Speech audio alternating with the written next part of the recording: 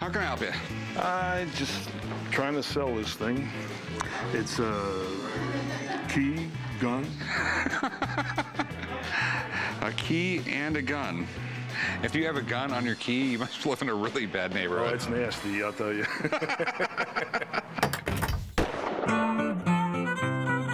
Well, this was in a box with a bunch of other keys. I looked at it, and it looked like it more than just a key. So I figured, what the heck? It's worth something. Where did you get this?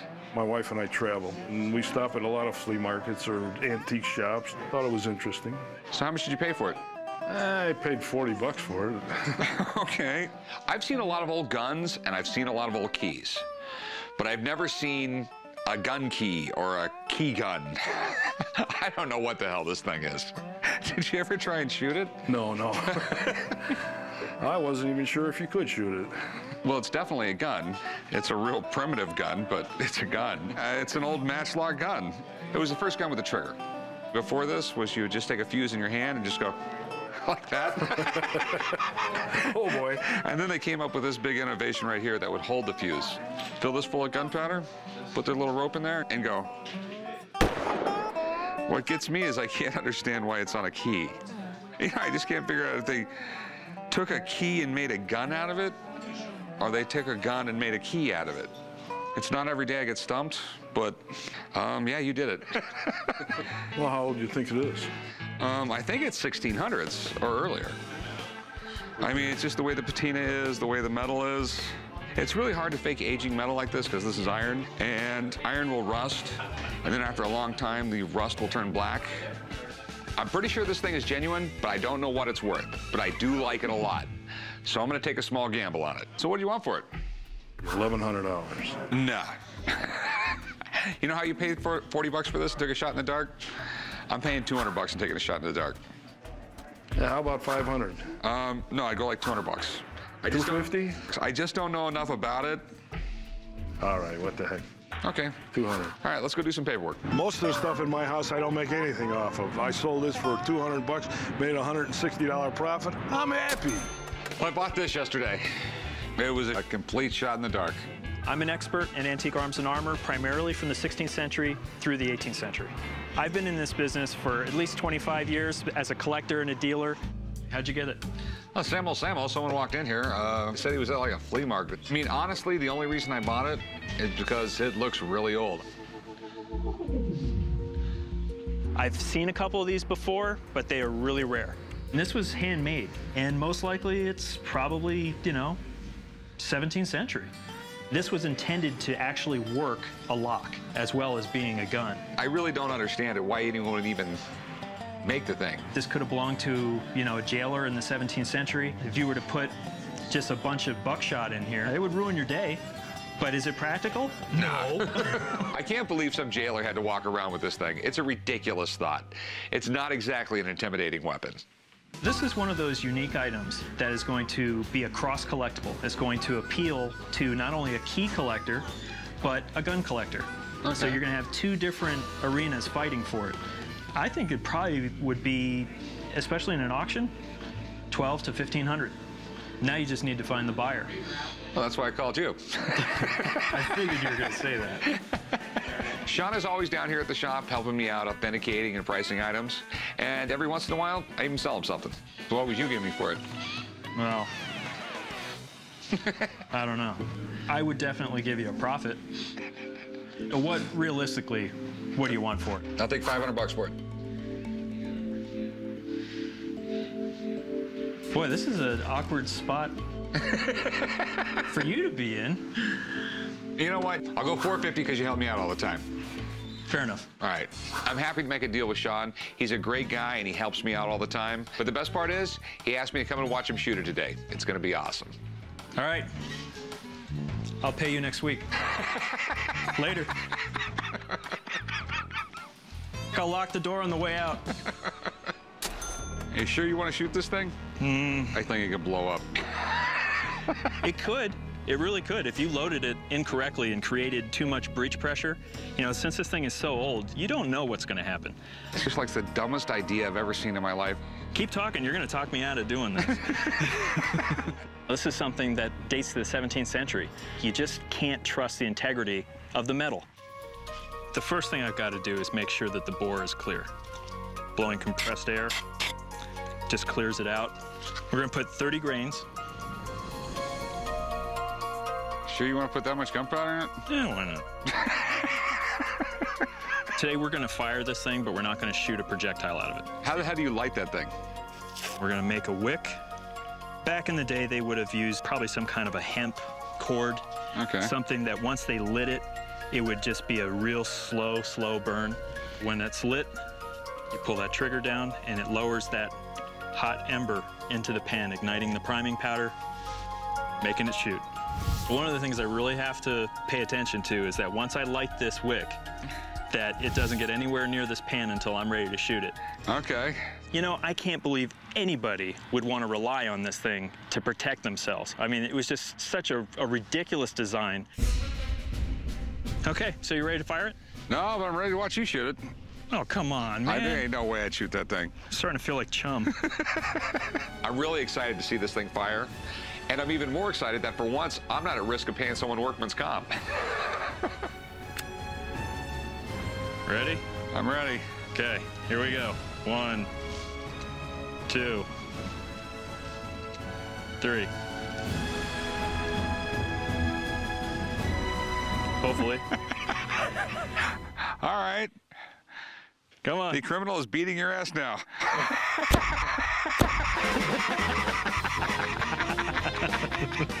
It's really amazing the amount of time that lapses trying to shoot this thing and make it fire. You know, I'm hoping back in the day they would have refined it a bit, because today's experience, I would have been dead. Criminal would have beat your ass before you got the thing off. You know Seriously, I would have been just absolute toast. You'd just been like, stay away! Ah, ah, ah. And it's not like you can go, wait a minute, time out, I can't get it to work.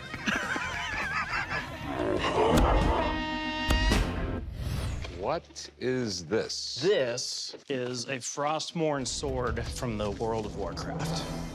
World of Warcraft? That's a video game, right? I think it's like the biggest video game of all time. Chum, you know about this, right? How big of a nerd do you think I am? I have a World of Warcraft sword that I'm hoping to sell today. I'm a pretty big gamer. I was really into World of Warcraft for a long time and just recently decided to move on to other things. It's still in its original box. I have not taken it out and played with it much. So as far as I can tell, I think it's in perfect condition. Okay. Can we see it? Is it? Yeah, sure. Let's take it out. Here, I'll help you.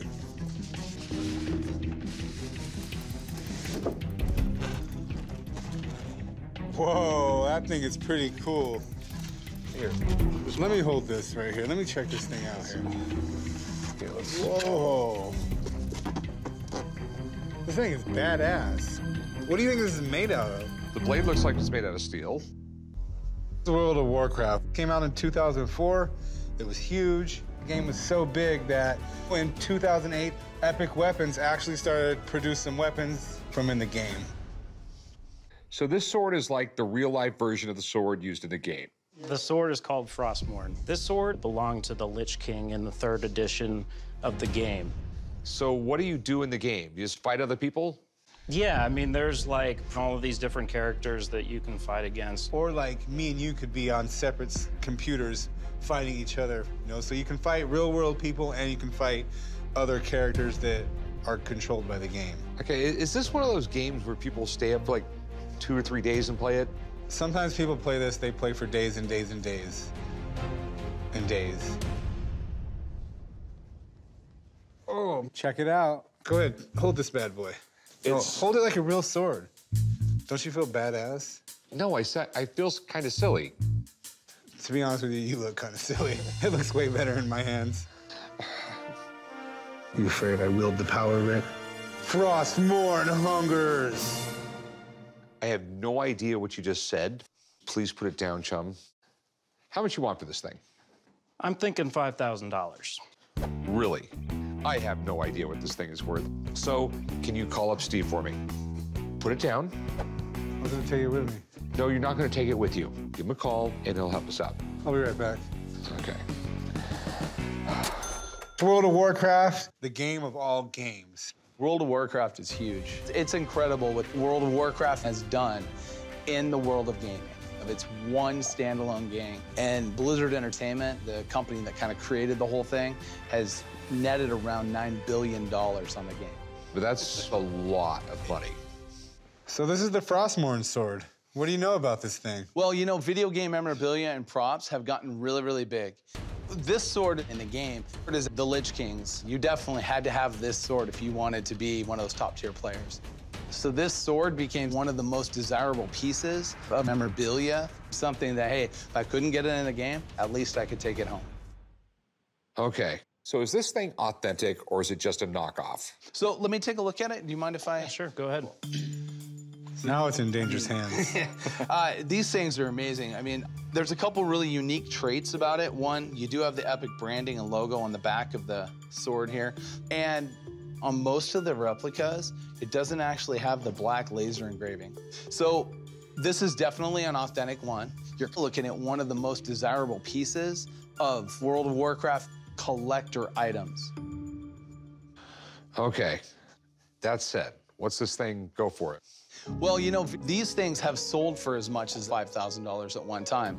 However, you're gonna have to find someone who actually wants an authentic one. Someone might be satisfied having a replica hang on their wall. I think you probably are gonna be able to get somewhere around $1,350 for this. Okay, thanks, man. No problem. Thanks, Joe. All right. He just told me it's gonna be hard to sell. Yeah, boy. I'll give you $600 for it. I mean, I don't think I can do 600. Could I get 1,000 for it? I have to resell it. It's gonna sit there for a while. I'll make it easy on you. I'll go $750 on it. I'm not gonna go a penny more. I'll agree to the 750. Okay, $750. Go write them up, chum. Leave the sword here. I will put it in the box. You want to play with it, don't you? No, I don't want to play with it. I'll meet you right over there, write it up while he plays with the sword. Cool. So earlier, a guy came in the shop with a really old set of crutches. They have brass flintlock pistols built into them, and we're thinking English Navy. But I have no idea what they're worth, and the only person I can think of that might come up with a price is Alex Kramer. So he's coming in. Hey, guys. Hey, how's it doing? See you, man. So, it's not quite a peg leg gun. But it's pretty close. They're flintlocks. They look late 18th, early 19th century, so I'm figuring it was an officer with a peg leg. Basically, he doesn't know anything about him and he won't admit it, but that's why we called you down here. Okay. Do you mind if I pick it up? Yeah, please. Yeah, help yourself. So, I'll just start with the pistols. They are flintlock. Wow, that is so cool. So normally there'd be a side plate here, right, which holds the lock to the wood of a stock. They did away with the side plate and actually put in sort of little brass washers on each end, and you can see how the screw is designed. So they took the original screws, created brass washers, and just grafted them right into like it looks like an existing pair of crutches. So basically, you would have it here, it would be loaded, and you'd kind of bring it up and fire. That is so cool. Let me see. So capped Morris are, Royal Navy for sure. So it would make sense to me that it was a captain who got injured. If this guy's on crutches and he's, injured or has one leg or something, he needs some self-defense. That's crazy. This is built in. I mean, how quickly could you do that if you had to? So what do you think it's worth? Normally, I like to give you an immediate evaluation and a price. I'm not there with these. The first unknown is this captain. I'm not exactly sure who that is, and I want to research it to see if it lines up with why these even exist. And the other thing is I'd really like to test fire them. Let's do it. Would you like Yeah, let's do it. All right. Let me get my phone. We'll change numbers, and we'll get to the range. Okay. All right? That sounds good. Be right back. All right, thanks. Now, I did do some research on the engravings. So that engraving says Captain J.N. Morris, and J.N., I believe, stands for James Nichol Morris. He was in the Battle of Trafalgar, which was essentially the sea battle that stopped Napoleon's expansion in Europe on October 21st, 1805. He took a shot to the knee. He had to use crutches all the way until his death at 1830. So theoretically, it all lines up. That's incredible. I didn't give Rick a value at the shop because I needed to do more research, and I'm really glad I didn't. These crutches belong to a famous sea captain in the Royal Navy. It just doesn't get any better than that. Any kind of historically significant item, especially one that's a little kooky, you know, like pistols and crutches that are 200 years old, is a good item for Rick and a good item for the shop. Are there any volunteers for firing them? That's why I'm here. He's got to be good at something. I set up some apples on strings because they're kind of fun to aim at. It's going to be very hard to hit them, so I want you to get pretty close if you're going to fire them. Okay, sounds good. All right, you guys come over here. I'm going to load them. All right, so go ahead and put on your eyes and ears. This is triple F black powder.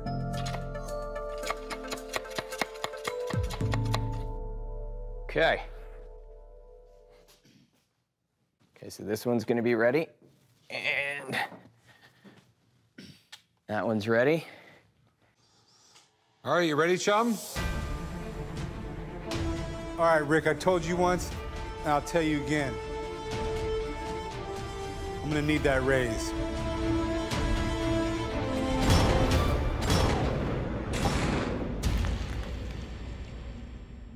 Oh! Woo! Not bad for a one-legged captain. Arg, I think I got her, mate. That's how it's done. Well, they work, and Chum didn't kill himself. All right. Pretty freaking awesome. Yeah, so, what do you think they're worth? It's hard to value something like this because it's, you know, you haven't seen another one come through. But I think the association with the engraving of the name of the Captain Morris and his association with Trafalgar and the fact that they're so unique and that they work, I think at the right auction, $25,000 for it.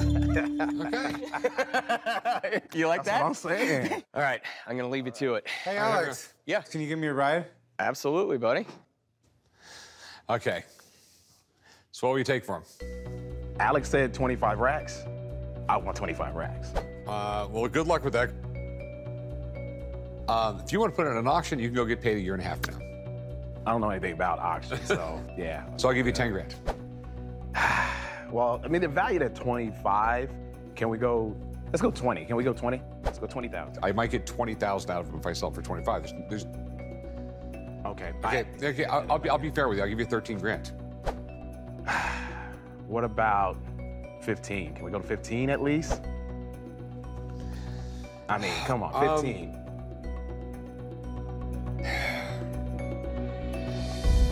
You know what? There is always the possibility you can go for more than that at auction. I could do much better. So, you know what? I'll risk it at 15. Yeah, that sounds good. Thank you. Let's do it. So bring them down to the shop. We'll do some paperwork. I'll get you paid. Okay. This is pretty awesome. I'm more than happy with $15,000 because that's more than what I walked in with, and it's way more than what I was expecting. Also, the fact that it's a little piece of history to it, that makes it even more valuable, just to me personally, and I dig that. What do we got here? It's like a really cool blowgun I came up on. Oh, let me see this. No, don't touch this. Looks like a peace pipe to me, man. Yeah, man, it could be. That's what I thought it was at first. My blowgun's handmade from bone. I don't know how old it is, and I actually shot it twice. It's pretty accurate. So I like to sell it because I got animals and kids and stuff around the house. You know anything about it? Shoots darts. They're not poisonous, are they? Not that I know of. Supposedly it's made out of bone. Okay, do you know what kind of bone? Cow? I don't know. I mean, it's awfully fancy looking. The only ones I've really read about are the ones they used in South America, like the Amazon. They've actually been around for thousands of years. They had this really weird process where they'd actually make the poison darts. They'd catch these frogs, and like, I guess it was the skin on the frogs was really poisonous, and they were able to make poisonous darts, and they would hunt with them, which It's sort of creepy. People have been using blowguns for thousands of years. It's an ingenious way of turning lung power into a dangerous weapon.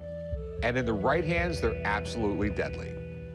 This still works. Do you guys have any targets? If you turn around on the back of his head, we can draw a target on the ball spot. You know, I can shoot one into the floor if you don't mind. Let me see. All right. You don't want to blow like that. You want to pop.